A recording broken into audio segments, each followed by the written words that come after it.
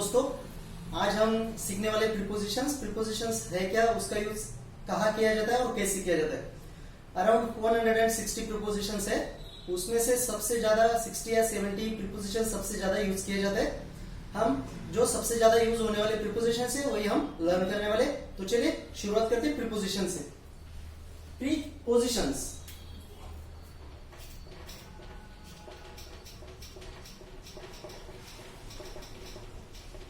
Prepositions ऐसा words है जो कनेक्ट करता है नाउन, प्रोनाउन, फ्रेजेस को to another words in a sentence is known as is called as prepositions.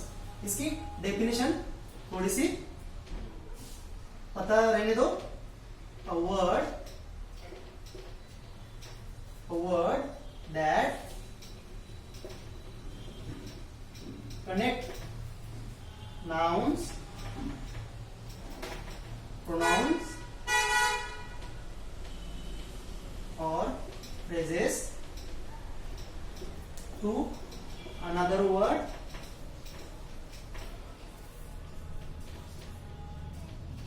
in sentence। ऐसा शब्द जो कनेक्ट करता है नाउन, प्रोनाउन और फ्रेज को टू अनदर दूसरे शब्द को किसी वाक्य में, उसे प्रीपोजिशंस कहा जाता है। तो चलिए कौन कौन से प्रीपोजिशंस है शुरुआत कर दे। टू से टीओ, टू यानी की तरफ, हिंदी में की तरफ या की ओर। टीओ टू, की तरफ या की ओर। ये डायरेक्शन दिखाने के लिए इसका यूज होता है। डायरेक्शन के लिए यूज होता है। जैसे I am going to school, मैं स्कूल की तरफ जा रहा हूं, यानी मैं स्कूल जा रहा हूं। I am going to market, मैं मार्केट की तरफ जा रहा हूं। She is going to garden, वो गार्डन की तरफ जा रही है, यानी मैं स्कूल ही जा रहा हूं, स्कूल की तरफ जा रहा हूं। उसके साथ साथ कोई चीज किसी की तरफ जाती है तो उसे भी टू का ही यूज किया जाता है। जैसे एग्जांपल के साथ में समझते, I am going to school, मैं स्कूल की तरफ जा रहा हूं, यानी स्कूल जा रहा हूं। I am going to market, मैं मार्केट की तरफ जा रहा हूं, यानी मार्केट जा रहा हूं, दूसरी जगह नहीं जाऊंगा। He gives money to her, कोई चीज किसी की तरफ जाने के लिए भी टू का यूज होता है। He gives money to her, वो उसे पैसा देता है। इन सारी बातों के लिए हम टू का यूज करते हैं डायरेक्शन दिखाने के लिए। अभी टू वर्ड्स भी डायरेक्शन ही दिखाने के लिए यूज होता है, पर उसमें और टू में डिफरेंस है। टू की तरफ यानी उसी लोकेशन की तरफ हम जाते हैं। जैसे I am going to school, मैं स्कूल ही जा रहा हूं, मैं स्कूल की तरफ ही जाऊंगा, उसके बिना मैं दूसरी जगह नहीं जाऊंगा। अगर मैं यहाँ पे टू वर्ड्स का यूज करता हूँ तो इसका मतलब है मैं स्कूल की तरफ जा रहा हूं, पर मैं हो सकता है स्कूल ही जाऊंगा, मैं उसके बाद मार्केट भी चला जाऊं, तो मैं स्कूल की तरफ नहीं जाऊंगा, मार्केट भी मैं जा सकता हूं। ये दोनों का मीनिंग इतना है। तो टू हमने समझ लिया। टू वर्ड्स भी उसका एग्जांपल देखते हैं। टू वर्ड्स का भी की तरफ ही होता है, डायरेक्शन के लिए यूज होता है। उसमें थोड़ा सा डिफरेंस है, की तरफ, की ओर। I am going towards school, I am going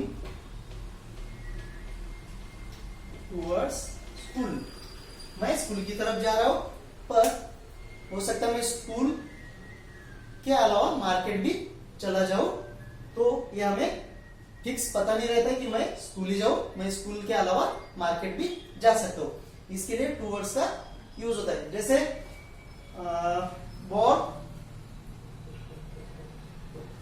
throwing towards Rakesh, ball को फेंका गया राकेश की तरफ, हो सकता है वो राकेश की तरफ ना जाओ, दूसरे प्लेयर की तरफ जाए, उसके लिए टूवर्ड्स का यूज होता है। नेक्स्ट है फ्रॉम, FROM, ये हमें ओरिजिन बताता है कहां से, इसका हिंदी में होता है से। FROM, फ्रॉम, से, ये हमें ओरिजिन बताता है, ओरिजिन के लिए यूज होता है। जैसे हम सवाल पूछते हैं वेयर आर यू फ्रॉम, तुम कहां से हो, तो हम अपना एग्जैक्ट हम कहां से आए हैं वो चीज हम बताते हैं। जैसे I am from Aurangabad, where are you from, मैं पूछूंगा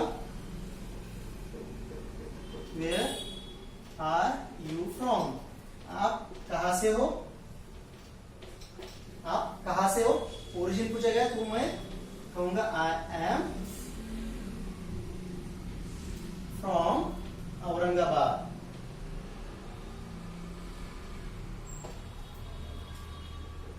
ठीक है, फ्रॉम यानी ओरिजिन कहां से। जैसे हम लेटर लिखते थे और लेटर पे हम लिखते थे टू यानी उसी की तरफ, और नीचे लिखते थे फ्रॉम, समाधान मतलब मेरी तरफ से, कहां से जा रहा है, मेरी ओर से जा रहा है, किसे जा रहा है, प्रिंसिपल को जा रहा है या दोस्त को जा रहा है, ये ओरिजिन हो गया से। कोई गिफ्ट देते हम किसी को, तब भी हम कहते हैं कि गिफ्ट फ्रॉम XYZ, मतलब XYZ की तरफ से ये तुम्हें गिफ्ट भेजा गया है। जब हम ओरिजिन बताते हैं कि फिक्स कहां से आए, उसके लिए हम फ्रॉम का यूज करते हैं।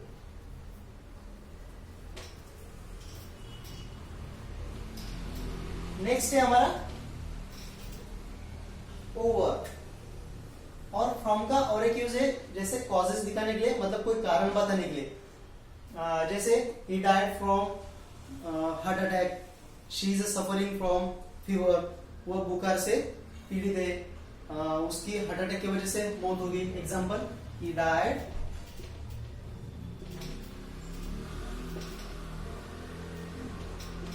फ्रॉम हार्ट अटैक, उसकी हार्ट अटैक की वजह से मौत हो गई। यहाँ पे हमने कारण बताया कि किस वजह से उसकी मौत हुई, तो हमने फ्रॉम लिखा है। ऐसे जो भी रीजन, हमें जो भी कारण बताना हो तो हम फ्रॉम का यूज करते। नेक्स्ट है ओवर, OVER, ओवर, इसका होता है ऊपर। किसी चीज को ऊंचाई दिखाने के लिए हम ओवर का यूज करते, और नंबर, एज, अमाउंट को बताने के लिए भी हम ओवर का यूज करते। उसका एग्जांपल देते हैं, the birds flying over the building.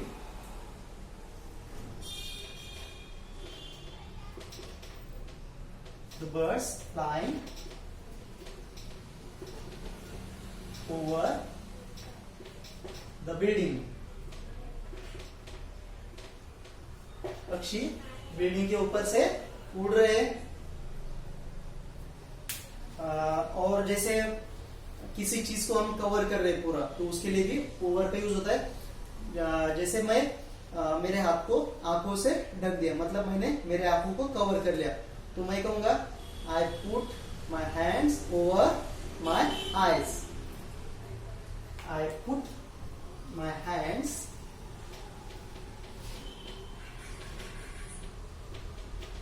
I put my hands over my eyes, मतलब मेरे आंखों को मैंने पूरी तरह से कवर कर लिया। जैसे हम कंबल लपेट लेते तो तब भी हम ओवर का यूज करेंगे। ठीक है, ओवर का मतलब हो गया ऊपर। और नंबर बताने के लिए, एज बताने के लिए, अमाउंट बताने के लिए भी हम ओवर का यूज करते। हिज एज इज ओवर 100, उसकी उम्र 100 से ज्यादा है। His age is over 100, उसकी उम्र 100 से ज्यादा है।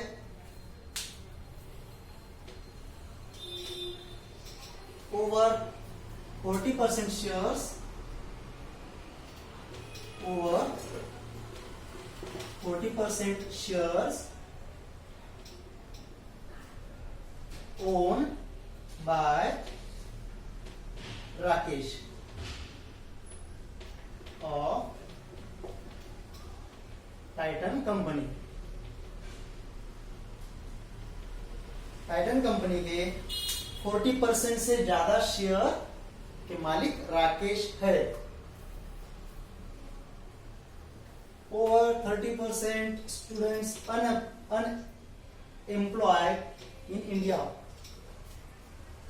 30% से ज्यादा स्टूडेंट्स अनएम्प्लॉयड है इंडिया में, ऐसा हम बताने के लिए ओवर का यूज करते हैं। नेक्स्ट है हमारा अबो। अबो लेवल को दिखाने के लिए अबो का यूज करते, या जो कोई चीज किसी कांटेक्ट में ना हो उसके लिए भी अबो का यूज करते। अबो लेवल, हाई लेवल दिखाने के लिए, लेवल बताने के लिए, इसका भी मीनिंग होता है ऊपर। लेवल बताने के लिए या फिर किसी चीज को टच ना किए हुए बताने के लिए भी अबो का यूज होता है। जैसे the Nagpur temperature is above 45 degree Celsius. Nagpur temperature is above 45 degree Celsius. Nagpur का टेम्परेचर 45 से ज्यादा है। जैसे अभी एक बोर्ड है और बोर्ड के ऊपर क्लॉक है, घड़ी है, तो हम कहेंगे बोर्ड को तो लगी हुई नहीं है क्लॉक, उसके ऊपर है, तो हम कहेंगे क्लॉक अबव द बोर्ड। घड़ी बोर्ड के ऊपर है, उसके लिए भी हम अबव का यूज करेंगे। जैसे द क्लॉक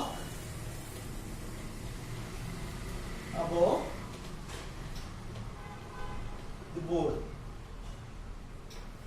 घड़ी बोर्ड के ऊपर है, बोर्ड को टच किए हुए नहीं है, तो उसके लिए हम अबव का यूज करते हैं। नेक्स्ट है हमारा अंडर। अंडर यानी नीचे, किसी कोई चीज किसी के नीचे हो यानी पूरी कवर हुई हो, उसे अंडर से बोला जाता है। Under, UNDER। अंडर यानी नीचे, कोई चीज किसी के नीचे पूरी कवर हुई है, उसे अंडर से बोला जाता है। जैसे cat is sitting under the table. बिल्ली टेबल के नीचे बैठी हुई है। Cat is under the table. The cat is under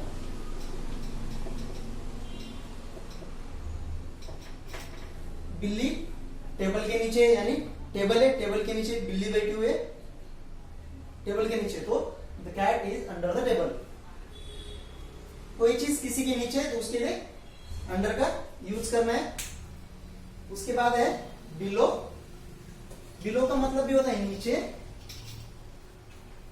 एक लो लेवल दिखाने के लिए इसका यूज होता है बिलो। इसका मतलब होता है नीचे। ये भी लेवल दिखाने के लिए इसका यूज होता है। लेवल दिखाने के लिए।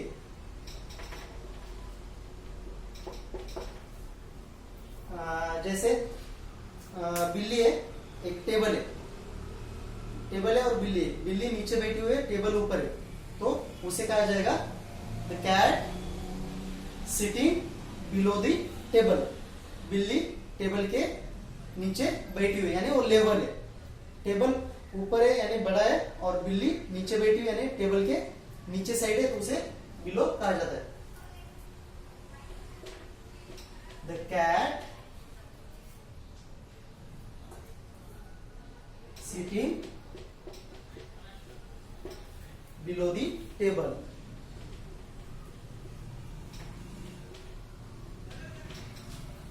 या फिर जैसे टेबल है और टेबल के ऊपर बिल्ली बैठी हुई है और मैं नीचे बैठा हूं, तो मैं उसके लिए भी बिलो का यूज करूंगा क्योंकि बिल्ली मुझसे ऊपर बैठी है और मैं नीचे बैठा हूं, तो I am sitting below the cat, मैं बिल्ली के नीचे बैठा हूं, यानी उसके लेवल के नीचे बैठा हूं। I am sitting below the cat, I am sitting below the cat, मैं बिल्ली के नीचे लेवल बैठा हूं, इसके लिए बिलो का यूज होता है। नेक्स्ट है हमारा onto, ONTO, onto. Onto का यूज होता है मूवमेंट के लिए, यानी कोई चीज मूवमेंट होके आ रही है उसके लिए ऑन टू का यूज होता है। उसे एग्जांपल के साथ में समझते हैं। ऑन टू, ऊपर, मूवमेंट के लिए, किसी चीज के ऊपर, ये होता है मूवमेंट के लिए, मूवमेंट, हलचल के लिए। जैसे एग्जांपल, उसने जग लिया और वह टेबल पे रख दिया, तो हम कहेंगे he put jug on to the table, यानी जग लिया और उसने मूवमेंट के साथ में टेबल के ऊपर रख दिया, उसे हम यूज करते हैं ऑन टू। यानी मूवमेंट के साथ में कोई भी चीज किसी के ऊपर रखी जाती है तो उसे ऑन टू से यूज किया जाता है। He put jug on to the table. ठीक है, कोई चीज मूव होके किसी के ऊपर जा रही है तो हम ऑन टू की यूज करते हैं। The dog jump on to the table, the dog jump on to the table, कुत्ते ने टेबल के ऊपर उड़ी मार दी। मतलब कुत्ता नीचे था, टेबल ऊपर था, उसने उसके ऊपर जंप किया, यानी मूवमेंट के साथ में वो ऊपर गया, उसके लिए ऑन टू का यूज होता है। नेक्स्ट है हमारा इनटू। इनटू यानी वो भी अंदर के लिए होता है, इनटू यानी अंदर, पर मूवमेंट के साथ में। सेम ऐसे ये किसी चीज के ऊपर के लिए और वो किसी चीज के अंदर जाने के लिए हम इनटू का यूज करते हैं। INTO, इनटू, अंदर, मूवमेंट के साथ में, ये भी मूवमेंट के साथ में अंदर जाएगा। जैसे हम चाय लेते और चाय को कप में भरते, यानी क्या हुआ, हम कप में भर रहे हैं, यानी मूवमेंट हो रही है, यानी वो इनटू जा रहा है, मतलब अंदर जा रहा है, इनटू। या फिर पानी लेते, पानी हम ग्लास में भरते जग से, तो भी वो इनटू ही होता है। या आई am going into the class, मैं क्लास के अंदर जा रहा हूं, मतलब ये मूवमेंट के साथ में अंदर जा रहा हूं, I am going into class. इसका example, pour tea into the cup, pour यानी भरना, pour tea into the cup, cup में चाय भरो, pour the water into the glass,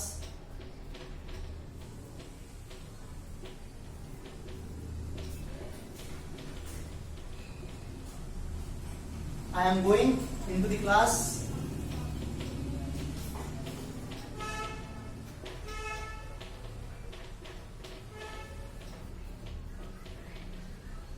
जब भी मूवमेंट के साथ में कोई चीज अंदर जा रही है उसके लिए हम इनटू का यूज करते।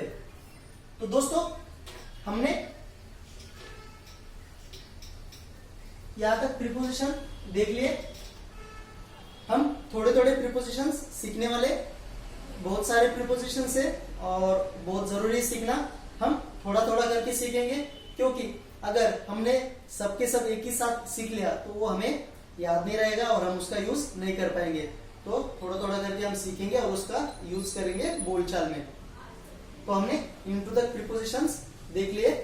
नेक्स्ट सेशन में हम अगले प्रीपोजिशन सीखेंगे। तब तक के लिए आप इसकी प्रैक्टिस कीजिए। Okay, thank thank you so much.